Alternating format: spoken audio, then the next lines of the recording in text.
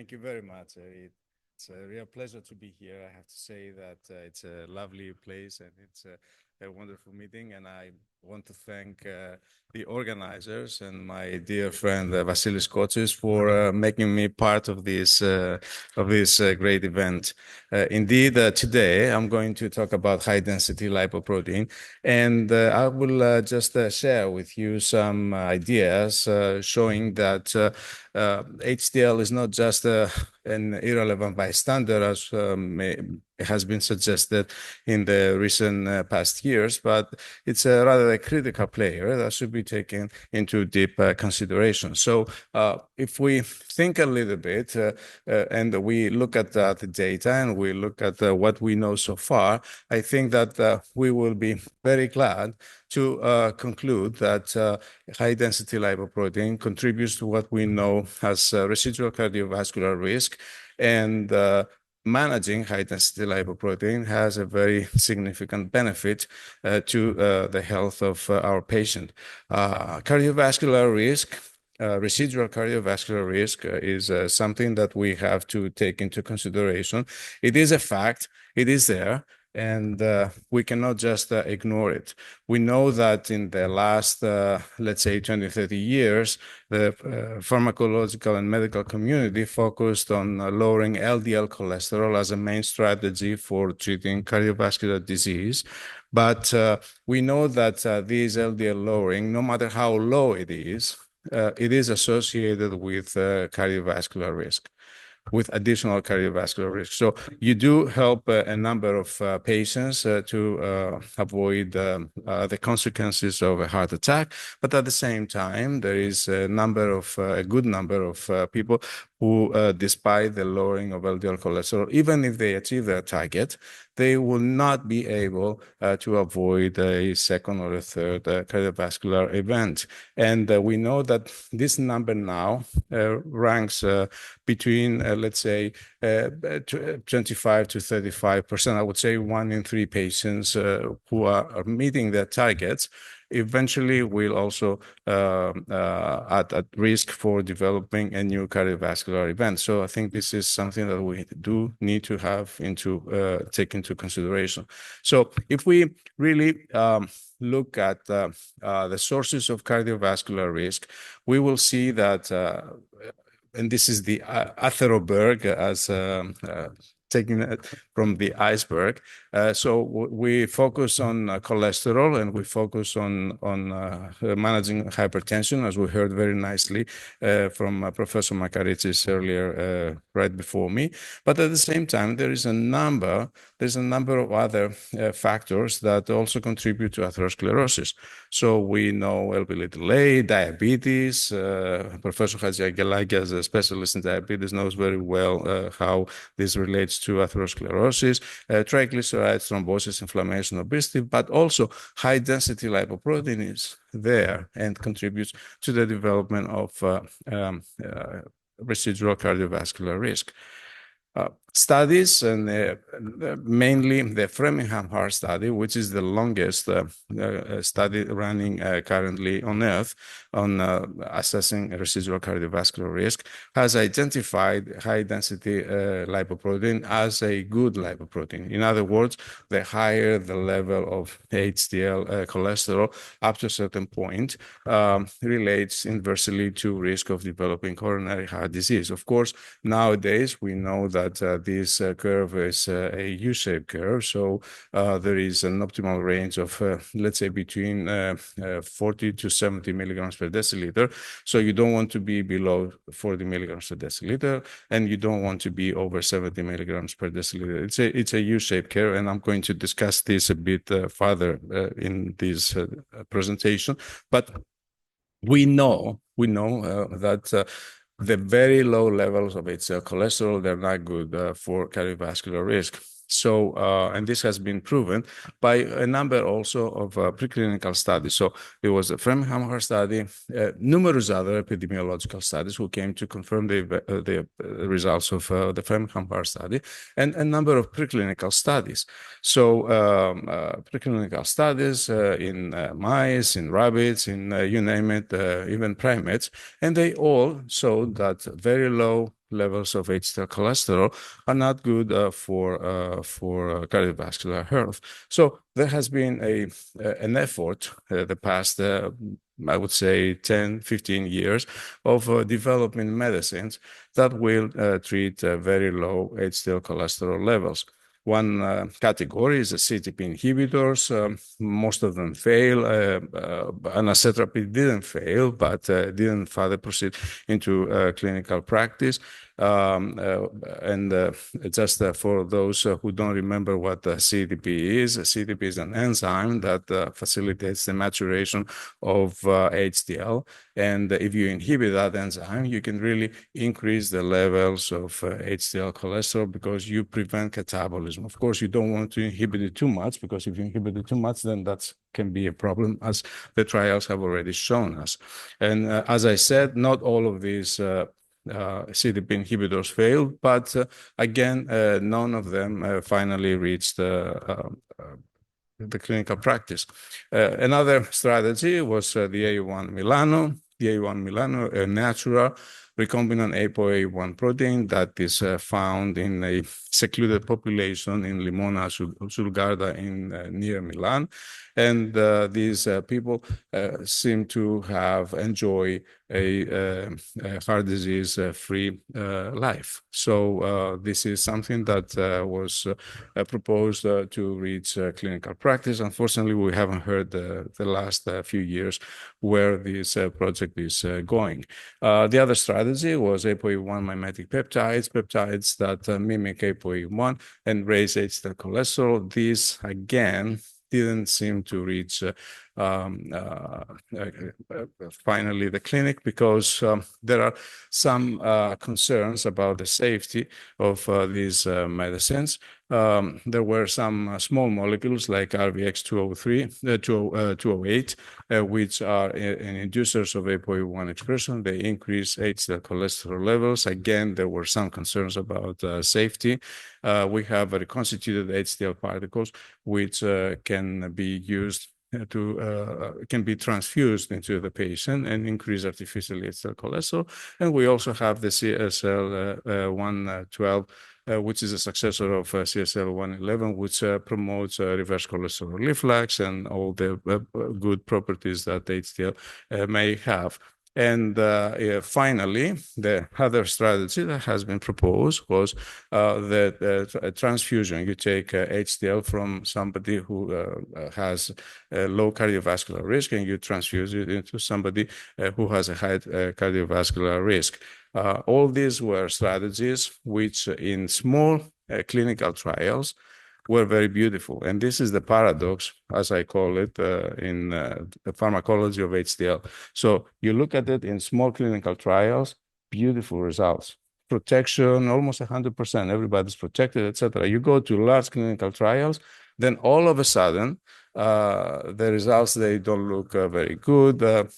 So it's like small scale versus large scale. So this was a big obstacle. Of course, somebody can really think of many reasons, like maybe the small trials are biased, or if you produce in large scale these medicines, then you fail to meet quality standards, or maybe the way that the clinical trials are controlled. If they are small, they are not so well controlled. If they are larger, you are better controlled. And in that case, you start losing the effect. But I think that the main problem here is that HDL is not just the cholesterol. HDL is a lipoprotein particle. Cholesterol is one component of this lipoprotein particle. It's rather a marker of how much of these particles may have into your circulation. We know that there are over 70, a big number of proteins that have been associated with HDL. And all these proteins play a very significant role in what we call function, because HDL performs different functions. It has anti-inflammatory function, it has anti-apoptotic function, it has antioxidant function. It promotes reverse cholesterol transport. In other words, it unloads cholesterol from periphery and let's say, from the veins and the arteries and transfer it back to the liver for catabolism. So it does many interesting and exciting things. So it's very important that you not only raise HDL, but you also preserve the quality of these HDL particles. So in 2010, we published, and I'm very proud that this was the very first publication ever talking about HDL quality in atherosclerosis. And we proposed this principle that is not only the quantity, but it's also the quality of the particle. And this is something that we have to work for. And of course, we discussed also the reasons that CETP inhibitors were not destined to succeed based on what we knew. Something that we also know is that different apolipoproteins are capable of forming HDL. Of course, ApoE1 is the main apolipoprotein, but at the same time, we know that other apolipoproteins are capable of forming HDL. So depending on what is the backbone, the protein backbone of the particle, then you eventually can get different HDL particles that have different lipids and different properties. So you look at, let's say, healthy subjects, and you compare their HDL to subjects who suffer an MI and myocardial infarction, and immediately you realize that the type of HDL that is present in the healthy individuals is very different from the type of HDL that is present in the individuals who suffer an MI. These were very significant evidence for us, and this is how we came to propose this principle. HDL is not just one particle. HDL is more of a mixture of different particles, and these different particles have different structure and different function. So we went back into the lab to look into the functionality of these particles and how this may be changing depending on the alteration on the protein backbone. And we came to some very interesting conclusions in this set of experiments with Anatole Contus from Sorbonne University in France, an excellent lipidologist and very good friend. We found that depending on what is the backbone, the protein backbone of the HDL particle, you alter the lipid content of this particle. And by changing the lipid content, you change the interaction with different enzymes, the interaction with different cell surface receptors, and this immediately introduces a change in particle functionality. Also, we found that not all HDL particles are antioxidant. Even though HDL is notorious for being antioxidant, not all HDL particles have that antioxidant capacity. So, for example, ApoE HDL, HDL that contains apolipoprotein E, is not significantly antioxidant. If you have too much of that, then you lose the antioxidant activity, even though your HDL may be high. Similarly, not all HDL particles were capable of promoting reverse cholesterol reflux. And the worst reverse cholesterol reflux, again, was in particles with apolipoprotein E. And also, same thing happened with the pro-inflammatory or anti-inflammatory capacity of HDL. You see that not all HDL particles, again, are anti-inflammatory, and it seems that only those containing ApoE1 and ApoC3 were ApoE and A2 were anti-inflammatory, whereas you had particles which contain ApoE1 and ApoC3 and were pro-inflammatory. So you really need to have a certain ratio of all these particles, and that's why you don't want to have too much of HDL, because if you have too much of HDL, then you immediately start having even particles that are dysfunctional, as we say. They do not possess the right properties, and this is why eventually you end up into an HDL that cannot protect from atherosclerosis. So it's very important that you have certain protein backbone. This certain protein backbone is going to recruit different lipids, and this is going to make a functional HDL in comparison to protein backbones, which usually are present in excess, where it lead to dysfunctional HDL. And so this explains why I think the strategies that have been followed with recombinant HDL, et cetera, didn't succeed, because we had particles with only one protein backbone. So you had only one protein, ApoE1, and as a result, you have only those properties that ApoE1 can carry, which are not only positive, but they are also negative. So I think this is something that needs to be taken into consideration, as I say here. That's why the curve of HDL levels versus cardiovascular protection appears to be U-shaped. So if you have, I said, too little, then, or too high, too little means below 40, and too high means below, above 70, then immediately you start having different populations, and this is something that we have already seen, different populations that appear to be dysfunctional. So if you have too little and dysfunctional, this can be a problem. If you have too high and dysfunctional, this can also be a problem. And as I am going to discuss a bit later in a few minutes, this explains also why many of these clinical trials, especially the CETP inhibition, failed to produce results, at least in the way that the clinical trials were designed at that time. But the benefit of HDL extends beyond atherosclerosis. I think that by treating especially low HDL cholesterol levels, it's very important, because we can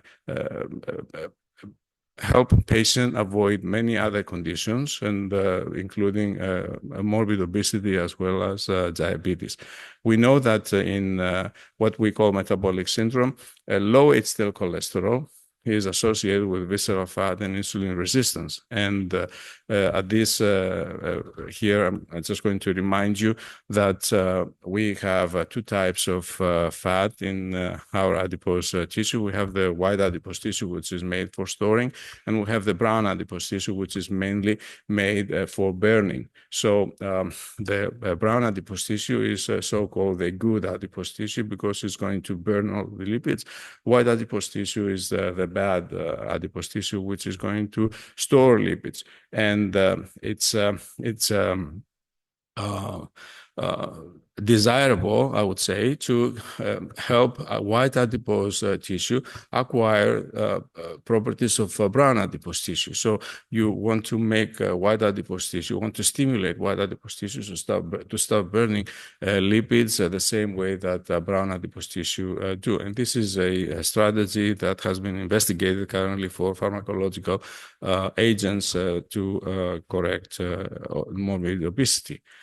So we know that if we have low and dysfunctional HDL, then we start losing mitochondrial function in white adipose tissue. So white adipose tissue starts failing this burning process. It no longer burns any fat. And as a result, we start seeing also a body weight gain.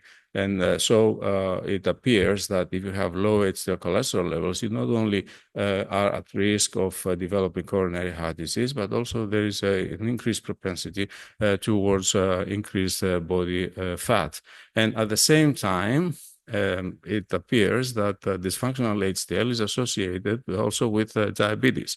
There have been many Mendelian randomization studies indicating that low HDL cholesterol levels are causatively related to the development of insulin resistance and diabetes. And some of these studies also come from us. This is a review that we published just a few years back in the Epidemiologia, where we were just discussing precisely this topic, how HDL may be related to the development of type 2 diabetes. We know that HDL is associated with ischemic stroke, and in a recent meta-analysis that we have done, as well as analysis of some data that we have received from my colleagues in Ioannina, we know that HDL appears to be one of the top lipid factors that have been associated with ischemic stroke. And also HDL is well known to be associated with thrombosis. It has antithrombotic functions. If you have too low HDL, or if your HDL is dysfunctional, then you have prothrombotic effects, and this is obviously not good.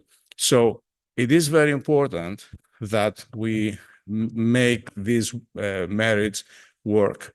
It's very important that we find ways to bring together HDL and pharmacology, because from, I think, what you will also agree, HDL is not just an irrelevant bystander. It's a factor, it's a parameter, it's a lipid that we need to take advantage to the benefit of the patient. But the question is, why do trials fail?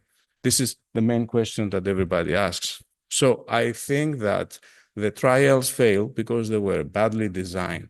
Why they were badly designed? Because up until very recently, we had the impression that HDL cholesterol levels are inversely and directly related to cardiovascular risk in a straight fashion, in a straight line fashion, as I saw here. So the higher the HDL cholesterol levels, the lower the risk of developing coronary heart disease. Now, though, we know that this is not true. We know that this is a U-shaped curve. So if, for example, you take and you need to have your patient having HDL cholesterol level between 40 to 70 milligrams per deciliter. If, for example, you take somebody from the range of 20 milligrams per deciliter, you give them a CETP inhibitor, a high-dose CETP inhibitor, because all these CETP inhibitor trials were performed with high dose, 40 milligrams or 30 milligrams of CETP inhibitor. You shuttle these people, fly over, to very high HDL cholesterol levels, which again are associated with a very high residual cardiovascular risk. So you miss the target. Vasily, as we were discussing also with hypertension, you miss the target, which is 40 to 70 milligrams per deciliter. So I think this is the main problem. So you use a high dose, you miss the target. You should use a lower dose to bring people to 40 to 70 milligrams per deciliter. But if you go over, and I want to encourage you to go to any clinical trial, Illuminate, whatever, you will see that all people who were treated, they were shuttled from very low levels to extremely high. Let's say from 20 to 120, because at that time we thought that this was going to be a success. But obviously it wasn't a success because the relationship is a U-shape and it's not a straight line. And this explains exactly what is happening. So now with more knowledge, we go back and we start reviewing things, and we know that probably you heard of bicetrapib. It's been developed by New Amsterdam, a company that has been funded by John Castelline, a colleague and a dear friend who has been working on CETP and HDL field for a very long time. And this obicetrapib now, obicetrapib is being used in clinical trials at a low dose, 5 to 10 milligrams per deciliter. 5 to 10 milligrams dose, I'm sorry. And we know that this low dose has a very significant benefit in lowering LDL, VLDL, ApoB, non-HDL, as well as increases HDL cholesterol by a very significant level, but within the range of 40 to 70 milligrams per deciliter. So now the Broadway trial, which is due to report results. We saw some results in London this past week, but this clinical trial is been due to be completed in September 2024, meaning now. We are expecting to see the publication so that we know what is the real cardiovascular risk, not only the benefit in lipid parameters, but also the benefit to prevention of cardiovascular events. And I think that this is a very promising strategy just because it is correcting for all the mistakes that we have seen in previous clinical trials. And most importantly, the dose. You don't use too much, because if you use too much, as I said, you're going to fly over your patient from very low levels associated with high risk to very high levels, again, associated with high risk. So if, for example, we have a 35-year-old female with low HDL cholesterol levels and established cardiovascular disease, then we know that this patient is at the very low levels. And since these are associated also with dysfunctional HDL, that person is at increased cardiovascular risk. So we have to find ways to increase HDL. At this time, we don't have medicines available, at least here in Greece. But one effective medicine that exists in other markets is niacin, which is either alone or in combination with a statin.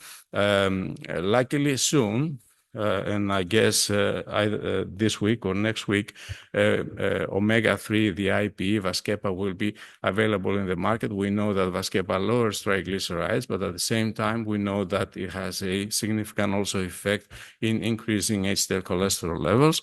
And of course, we have lifestyle changes that can also help increasing HDL cholesterol, like increase physical activity, keep away from saturated fat, consume alcohol, of course, in moderation, and of course, stop smoking. Smoking is a notorious factor for reducing HDL cholesterol levels. In any case, anyone, any individual, any one of us, I mean, we all are at risk. Any one of us who has low HDL cholesterol levels are at increased risk of developing not only coronary heart disease, but also a range of other conditions that can also be detrimental to health. So there is not a single clinical trial, epidemiological study or whatever, telling you that low HDL cholesterol levels are good for you. So this is something that has to be taken into consideration. Unfortunately, just because we don't have pharmacological means at the present, or at least we didn't have pharmacological means in the past, HDL was left out of the algorithms that calculate cardiovascular risk. But I think this is a big mistake. I think that this has to come back. And now that we will have medicines that will be increasing HDL cholesterol, I think that it's something that has to be taken into consideration. Certainly, anyone with low HDL cholesterol levels should be at upgraded risk of developing coronary heart disease. And by saying this, I want to thank you for having me here. And of course, I really want to thank all my colleagues all these past years. 25 years I've been researching HDL, and I have interacted with very many people. It's been, I mean, I owe them a lot because it's their hard work who helped us really understand many things about this very mysterious and peculiar lipoprotein. And we eventually reached some impeccable results to the benefit of the patient. So thank you very much.